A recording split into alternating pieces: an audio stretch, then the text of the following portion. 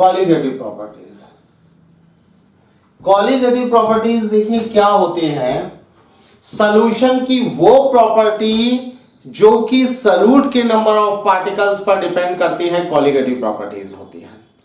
Properties of solution depends on number of particles of solution. Properties of solution which depends on number of particles of solute. अभी particle solute के molecule हो सकते हैं, ion हो सकते हैं, atom हो सकते हैं, कुछ भी हो, नेचर से कोई मतलब नहीं है, लेकिन वो प्रॉपर्टी जो सॉल्यूट पार्टिकल्स के नंबर पर डिपेंड करेंगी, कॉलिगेटिव प्रॉपर्टी होगी। एग्जांपल देखिए, जैसे मान लीजिए आपने 1 लीटर वाटर में, यहां पर 1 लीटर वाटर है, 1 लीटर वाटर में आपने 1 मोल यूरिया ऐड किया, यूरिया, तो यहां पर इस सॉल्यूशन की जो कॉलिगेटिव प्रॉपर्टी होगी वो सपोज कॉलिगेटिव प्रॉपर्टी x है, colligative property is equal to x, उसकी वैल्यू x है। अगर हम 1 लीटर वाटर में, यहां पर 1 लीटर वाटर में 1 मोल NaCl ऐड कर देंगे, तो देखिए ये वाटर है, वाटर में NaCl ऐड कर रहे हैं, तो आपको पता है वाटर में क्या होगा, NaCl सॉल्ट है, उसका डिसोसिएशन हो जाएगा, स्ट्रॉन्ग इलेक्ट्रोलाइट है, इसलिए 100% डिसोसिएट होगा। एक्वस सॉल्यूशन में Na प्लस Cl माइनस, तो यहां सॉल्यूशन में ये 1 मोल है इनिशियली और ये 0 लेकिन डिसोसिएशन के बाद ये 1 मोल और 1 मोल ये भी होगा। तो अभी टोटल मोल्स कितने हो जाएंगे, total mole of particles, total moles of particle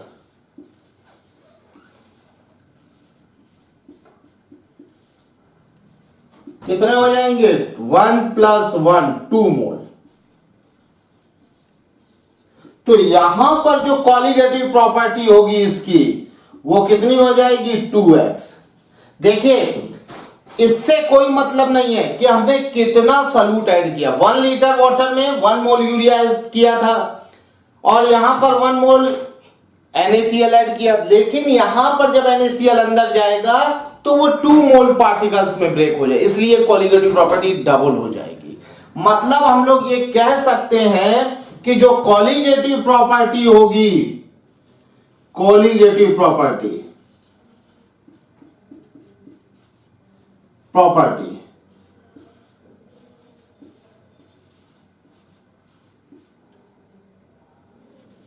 directly proportional होगा number of particles of solute, solute के नंबर ऑफ पार्टिकल के डायरेक्टली प्रोपोर्शनल होगा। मतलब colligative property directly proportional to number of particle of solute. Particle में molecule हो सकता है या फिर आयन हो सकता है या फिर एटम भी हो सकता है, कुछ भी हो सकता है पार्टिकल में। और number of particles, number double कर दिया, यहां पर 1 मोल पार्टिकल था, यूरिया वाटर में डिसोसिएट नहीं होगा, तो अभी यूरिया 1 मोल था तो 1 मोल के अकॉर्डिंग x कॉलिगेटिव प्रॉपर्टी आई थी, और जब आप NaCl ऐड करेंगे तो यहां पर 2 मोल पार्टिकल हो जाएंगे, 1 मोल NaCl से 1 मोल Na प्लस 1 मोल Cl माइनस। यहां पर आयन है, इससे कोई फर्क नहीं पड़ेगा, 2 मोल पार्टिकल होंगे, इसलिए कॉलिगेटिव प्रॉपर्टी भी डबल होगी, जितनी यहां पर होगी उतनी ही यहां पर होगी। देखिए अगर मान लीजिए किसी 1 लीटर वाटर में हम लोग ऐड कर रहे हैं 1 मोल शुगर, 1 मोल शुगर, शुगर वाटर में डिसोशिएट नहीं होगी, और इसी 1 लीटर वाटर में, 1 लीटर वाटर में हम लोगों ने ऐड किया 1 मोल, सपोज 1 मोल कैल्शियम नाइट्रेट ऐड किया, NO3 का होल ट्वाइस, और ये हमें पता है, दे दिया गया है 80% dissociation take place, 80% ionization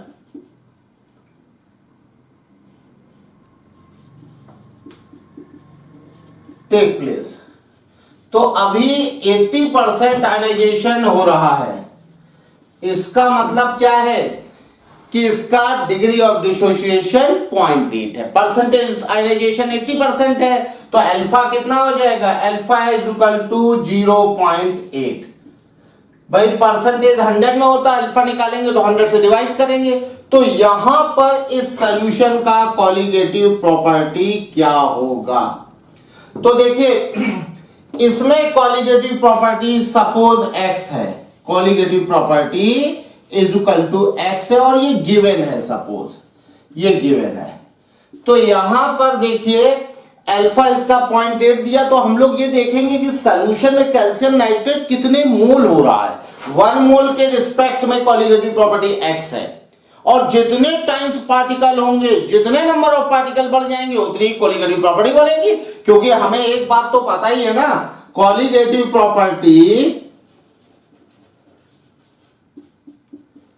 property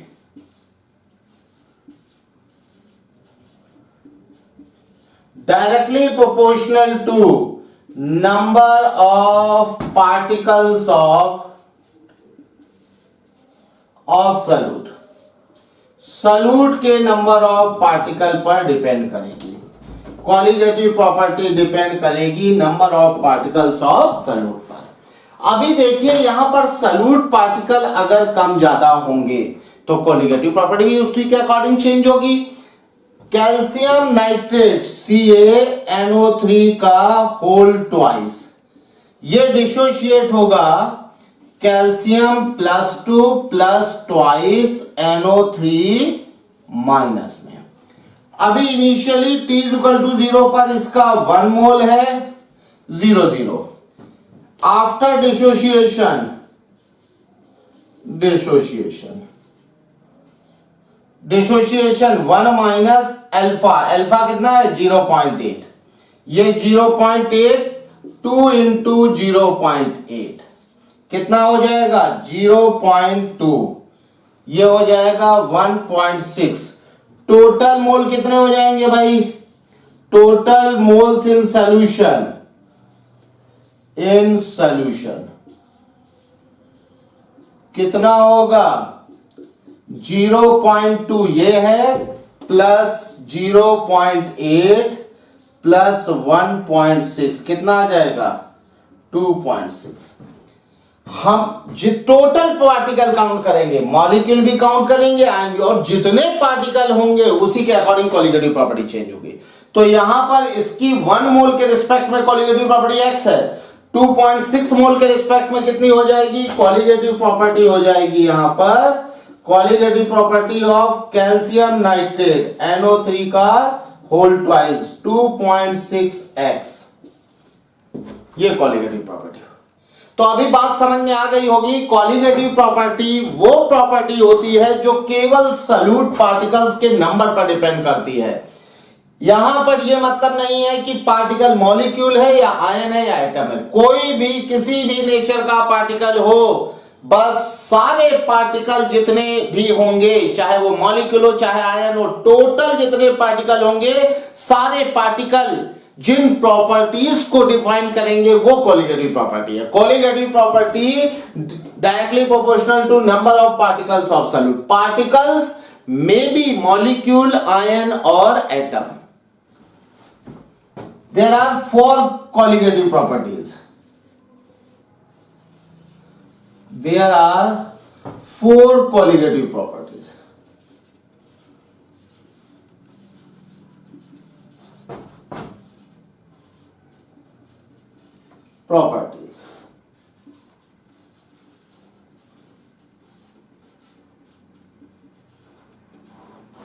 Number 1, relative lowering in vapor pressure. Lowering in vapor pressure. In vapor pressure. pressure.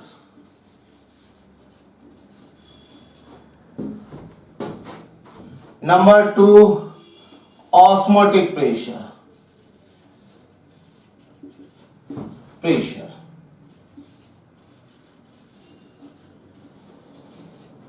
Number 3, elevation and boiling point. In boiling point.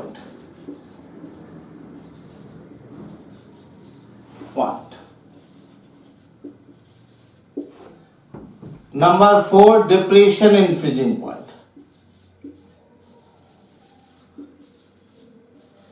In freezing point.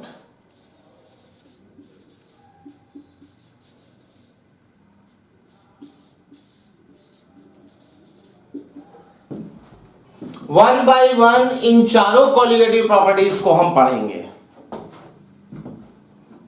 सबसे पहले हम लोग देखेंगे ऑस्मोसिस एंड ऑस्मोटिक प्रेशर। देखिए osmosis क्या है। Osmosis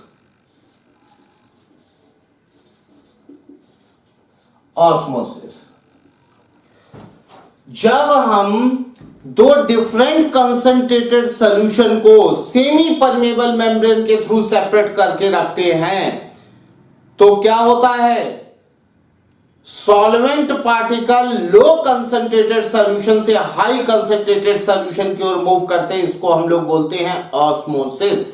देखिए होता क्या है, इस नेचर में जितना भी सब्सटेंस है या ये जो नेचर है ये हर जगह इक्वलिटी करना चाहती है। जैसे हम लोग क्या है कि अगर कमरे में परफ्यूम की बोतल ओपन कर दें तो परफ्यूम के मॉलिक्यूल हाई कंसंट्रेशन से लो कंसंट्रेशन की ओर मूव करने लगेंगे।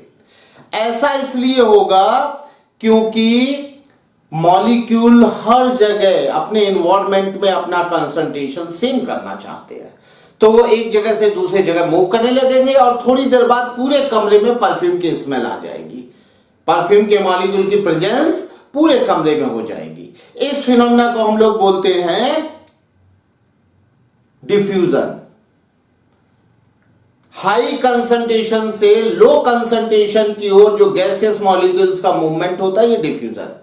अभी ऑस्मोसिस, अच्छा डिफ्यूजन में क्या है, देखिए ये भी आपका डिफ्यूजन का ही एग्जाम्पल है। ये वाटर है, आप रेड सॉल्यूशन लीजिए और रेड सॉल्यूशन को जब वाटर में मिक्स करेंगे तो यहां पर ये रेड सॉल्यूशन है, इसको जब आप वाटर में मिक्स करेंगे तो क्या होगा, पहले यहां पर ये रेड सॉल्यूशन होगा, ये है रेड सॉल्यूशन, रेड कलर का सॉल्यूशन है।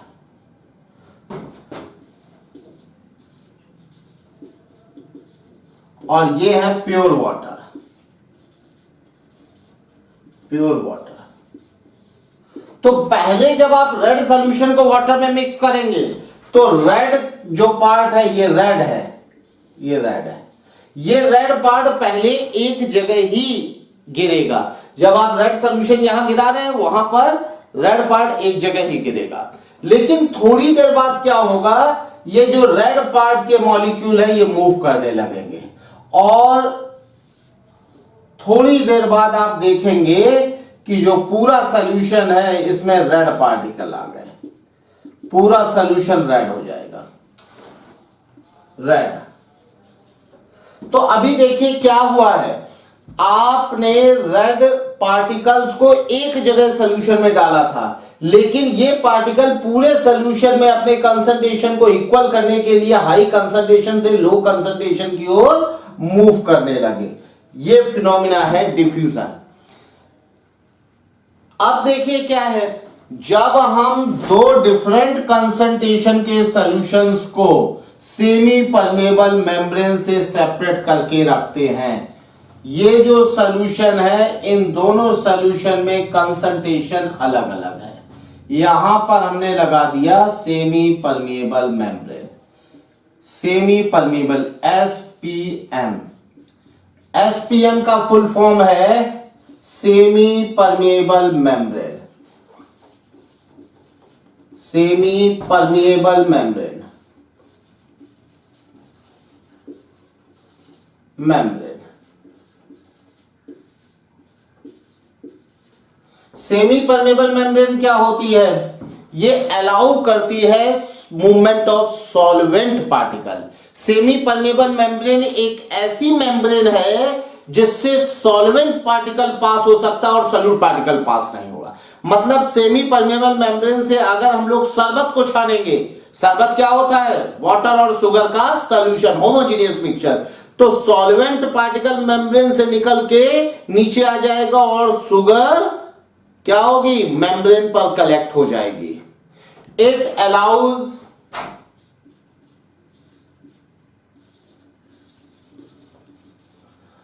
Only solvent molecules.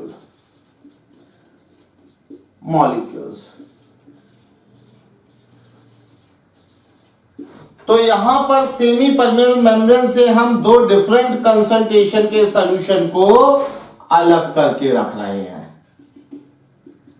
ये सॉल्यूशन 1 है, इसमें क्या है? कंसंट्रेशन ज्यादा है। और ये है सॉल्यूशन 2,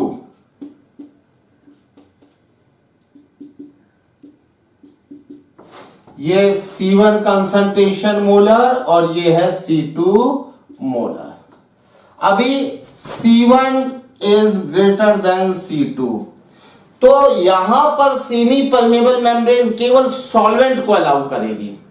ये दोनों सॉल्यूशन क्या चाहेंगे? कंसंट्रेशन इक्वल हो जाए, क्योंकि ये नेचर का लॉ है, इक्विलिब्रियम स्टेबलाइज करना एक नेचुरल फिनोमिना है। तो यहां कंसंट्रेशन इक्वल कैसे हो सकता है? ये गाढ़ा सॉल्यूशन है, ये पतला सॉल्यूशन है, इन दोनों के कंसंट्रेशन को इक्वल करना है तो दो तरीके हैं। या तो सॉल्यूट पार्टिकल गाढ़े सॉल्यूशन से निकाल के पतले सॉल्यूशन में डाल दिए जाएं, जैसे यहां पर हो रहा है। रेड कलर के पार्टिकल का कंसंट्रेशन यहां हाई था, तो रेड पार्टिकल यहां से निकल के जहां कंसंट्रेशन कम था या नहीं थे उधर की ओर मूव करने लगे, जिससे पूरा सॉल्यूशन रेड हो गया। तो यहां पर एक मेथड तो ये सॉल्यूट पार्टिकल यहां से मूव करके इसमें आ जाए, लेकिन semi permeable membrane solute particle को मूव नहीं करने देगी। दूसरा मेथड क्या है? दूसरा मेथड ये है कि सॉल्यूट पार्टिकल जो है वो तो ना मूव करें, सॉल्वेंट पार्टिकल यहां से सॉल्वेंट निकल जाए। जब सॉल्वेंट निकल जाएगा तो क्या होगा? यहां पर सॉल्वेंट निकलने के बाद इसमें थोड़ा गाढ़ा हो जाएगा, सॉल्वेंट निकल जाएगा, और ये थोड़ा पतला हो जाएगा। यहां पर C1 ग्रेटर देन C2 है, C1 का कंसंट्रेशन ज्यादा है, ये गाढ़ा सॉल्यूशन है और ये पतला सॉल्यूशन है। तो सॉल्वेंट का ये पार्टिकल सेमी परमेबल मेम्ब्रेन से मूव कर सकते हैं। तो ये सॉल्वेंट जो है इसके थ्रू मूव करके इसमें आने लगेगा। तो ये जो मूवमेंट ऑफ सॉल्वेंट पार्टिकल है from lower concentration to higher concentration, this phenomena is known as osmosis. Osmosis क्या है? When we separate two different concentrated solution through semi permeable membrane, then solvent particle moves from lower concentration to higher concentration solution. This phenomena is known as osmosis. When we separate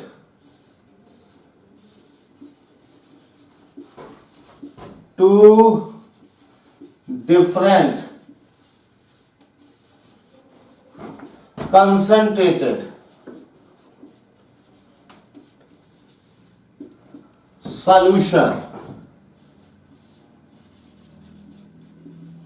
solution through semi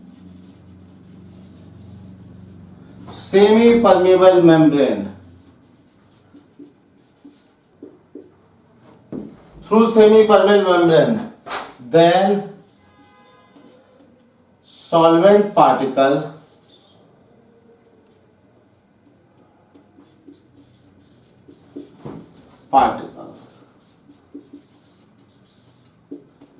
move from lower concentration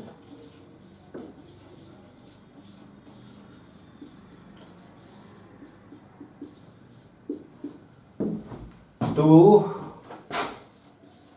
higher concentration. When we separate two different concentrated solution through semi permeable membrane, then solvent, semi permeable membrane क्या होती है, जो केवल solvent को move करने देती है। अभी अभी मैंने बताया था ना कि भाई सेमी परमेबल मेम्ब्रेन अपने से केवल सॉल्वेंट को पास होने देगी through semi permeable membrane, then solvent particle move from lower concentration to higher concentration solution. This phenomena is known as osmosis. Osmosis के थ्रू ही हम लोग क्या करते हैं, अंगूर ग्रेप से किशमिश बनाते हैं। अभी क्या होगा कि जब हम किसी ग्रेप को ये ग्रेप्स है, इसके अंदर सॉल्यूशन है, अगर हम यहां पर इससे गाढ़ा सॉल्यूशन ले लेंगे तो क्या होगा, इसके अंदर से जो सॉल्यूशन है इसमें ग्लूकोज और फ्रक्टोज का जो सॉल्यूशन है वो इससे बाहर मूव कर जाएगा। जब बाहर मूव करेगा तो क्या होगा, ये ग्रेप्स जो है इसके अंदर ये हो जाएगी, किशमिश हो जाएगी, क्योंकि यहां पर सॉल्वेंट उससे कुछ निकल गया है तो इसका जो लिक्विड था वो क्या हो जाएगा, थोड़ा सा गाढ़ा हो जाएगा। तो इस तरह से हम लोग जो ग्रेप्स के अपर सरफेस होती है वो सेमी परमेबल मेम्ब्रेन होती है। ठीक है, तो अभी हम लोग बात कर लेते हैं ऑस्मोटिक प्रेशर। ऑस्मोसिस समझ में आया। ऑस्मोसिस क्या था, जब हम सॉल्यूशन को, डिफरेंट सॉल्यूशन को सेमी परमेबल मेम्ब्रेन से सेपरेट करके रखते हैं तो जो लोअर कंसंट्रेशन वाला सॉल्यूशन होता है उससे सॉल्वेंट पार्टिकल किधर मूव करते हैं, हायर कंसंट्रेशन की ओर मूव करते हैं। ये फिनोमेना क्या होती है, this phenomena is known as osmosis. ये ऑस्मोसिस है, ये है C1, ये C2, C1 greater than C2, और यहां पर ये जो सेमी परमेबल मेम्ब्रेन है SPM, इधर ये सॉल्वेंट पार्टिकल मूव करेंगे। इसी को हम क्या बोलते हैं, ऑस्मोसिस। ऑस्मोटिक प्रेशर क्या है, अगर किसी सॉल्यूशन का ऑस्मोटिक प्रेशर हमें निकालना, और आपको पता है कि ऑस्मोटिक प्रेशर कॉलिगेटिव प्रॉपर्टी है, मतलब ये किस पर डिपेंड करेगा, जितने सॉल्यूट पार्टिकल प्रेजेंट होंगे उसके नंबर पर। अगर हम सॉल्यूट पार्टिकल्स को डबल कर देंगे तो ऑस्मोटिक प्रेशर भी डबल होगा। मतलब इसको कोई मतलब नहीं है कैसा सॉल्यूट पार्टिकल का नेचर है, आयन है, मॉलिक्यूल है, एटम, उससे कोई मतलब नहीं है, केवल सॉल्यूट पार्टिकल के नंबर पर मतलब है। तो ये ऑस्मोटिक प्रेशर देखिए क्या होगा, अगर हम दो वेसल में, एक में सॉल्यूशन ले लें और दूसरे में प्योर सॉल्वेंट ले लें, दो वेसल में एक में सॉल्यूशन ले लेंगे और दूसरे में प्योर सॉल्वेंट, ये है हमारा सॉल्यूशन जिसका ऑस्मोटिक प्रेशर हमें निकालना है, और ये है उसी सॉल्यूशन में यूज किया हुआ प्योर सॉल्वेंट। अगर हम सॉल्यूशन और प्योर सॉल्वेंट को सेपरेट करके रखें सेमी परमेबल मेम्ब्रेन, तो अभी प्योर सॉल्वेंट है, इसका मतलब क्या है, इसका कंसंट्रेशन जीरो है, सॉल्यूट का जो कंसंट्रेशन है वो जीरो है, सॉल्यूशन में कंसंट्रेशन है सपोज कंसंट्रेशन C मोलर। तो अभी क्या होगा, हमने आपको ऑस्मोसिस में बताया था solvent particle moves from lower concentration to higher concentration, यहां तो जीरो है, यहां पर C मोलर है, तो सॉल्वेंट पार्टिकल प्योर सॉल्वेंट से सॉल्यूशन की ओर आने लगेंगे थ्रू सेमी परमेबल मेम्ब्रेन।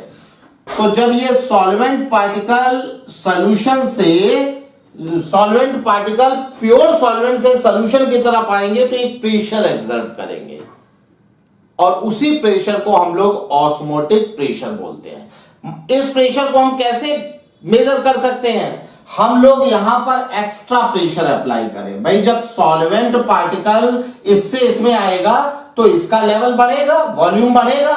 आपको पता होना चाहिए कि जो वॉल्यूम होता है सॉल्यूशन का वो सॉल्वेंट की वजह से होता है। जब सॉल्वेंट मॉलिक्यूल यहां से मूव करके यहां आ रहे हैं तो इसका वॉल्यूम बढ़ेगा, मतलब ये पिस्टन ऊपर मूव करेगा। अगर इस पिस्टन पर हम एक्स्ट्रा प्रेशर लगाएं और वो प्रेशर इतना हो कि इसका मूवमेंट रुक जाए तो उस प्रेशर को हम बोलेंगे ऑस्मोटिक प्रेशर। यह है ऑस्मोटिक प्रेशर। ऑस्मोटिक प्रेशर क्या होगा?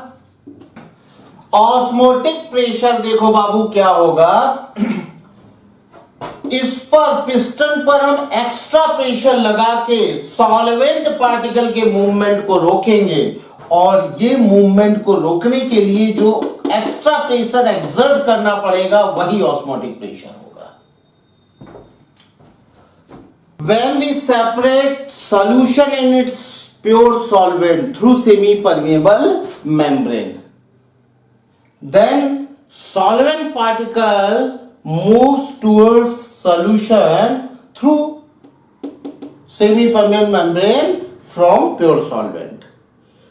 To prevent this movement, जब ये solvent यहां आएगा तो इसका लेवल बढ़ेगा, हमें इसके ऊपर प्रेशर लगा के इसके मूवमेंट को रोकना है। जब हम लेवल नहीं बढ़ने देंगे, प्रेशर लगाएंगे ताकि सॉल्वेंट इस पे ना आ जाए, तो जब हम प्रेशर लगा के उसको रोक रखा है पिस्टन को, सॉल्वेंट हम इसमें आने नहीं दे रहे हैं, जब तक वॉल्यूम नहीं बढ़ेगा सॉल्वेंट इसमें आएगा नहीं। अगर सॉल्वेंट आएगा तो वॉल्यूम बढ़ेगा, लेकिन हम प्रेशर लगा के क्या कर रहे हैं, इसके मूवमेंट को रोक रहे हैं। जब आप यहां एक्स्ट्रा प्रेशर लगाएंगे, कितना प्रेशर लगाएंगे? 5, तो ये सॉल्वेंट पार्टिकल इसमें नहीं आएंगे। जो एक्स्ट्रा प्रेशर लगाया है किसके लिए? सॉल्वेंट पार्टिकल के मूवमेंट को रोकने के लिए, वही ऑस्मोटिक प्रेशर है। अंडरस्टैंड?